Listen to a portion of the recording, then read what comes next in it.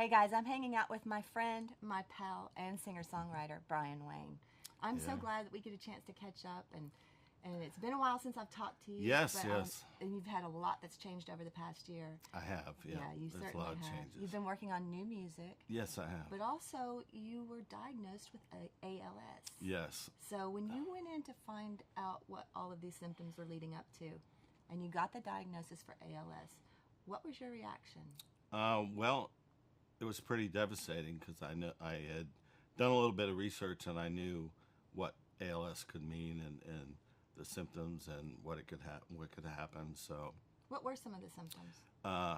Really bad cramping and twitching and starting to lose my voice and trouble swallowing and stuff like that. And when I was diagnosed and it was confirmed, that was pretty tough to hear. It is terminal. There is no cure. We're hoping for a cure. But so we just had to kind of take a step back, my wife and I and family, and decide how we were going to handle it, what we were going to do. And one of the things was make a record. So that's kind of why we're here, And I knew that ALS, I would more than likely lose my voice.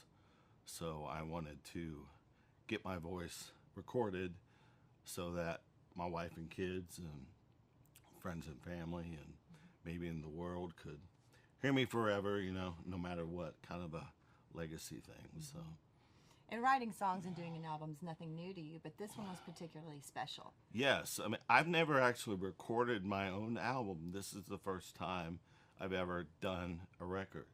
I've been here in Nashville 25 years.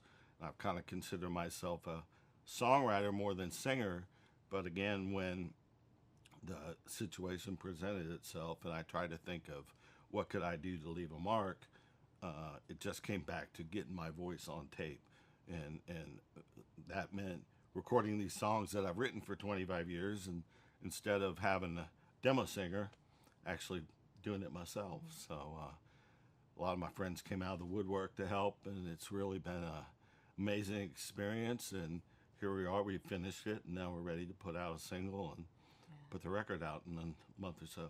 Motivation was a little different on this project, wasn't it? It definitely was. Even with choosing the songs, I wanted to choose songs with more positive messages and more inspirational, and not so much, hop in the truck and have a party in the field. I wanted to be something that my sons could listen to down the road and remember their dad and hear my voice. Yeah, it's profound. I mean, when you come out of the doctor's office and you're a singer-songwriter, the perspective changes for sure. It was life-changing, and whether you're a singer-songwriter or not, getting that kind of diagnosis is life-changing. And it makes you put things in perspective and reevaluate, and it's a wake-up call. It's a wake-up call that I wish I hadn't gotten, but I'm also glad I got it, because it allows me to try to live every day to the fullest, because you just never know. And how has it changed you as a person and as an artist? Well, as an artist, it's made me want to get in the studio and record and sing, and get my music out there.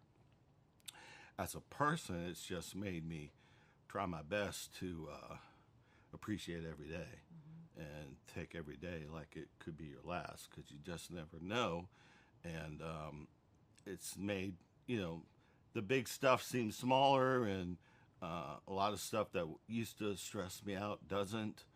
And it's just, I've kind of taken it as a charge to try to remind my friends and family in the world, to take each day and make the most of it, because you just never know. So that's kind of been my goal with every day in this record, is to kind of tap my friends on the shoulder, my family, and say, hey, don't forget what's most important.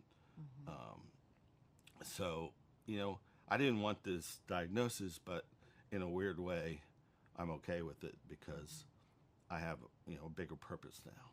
So.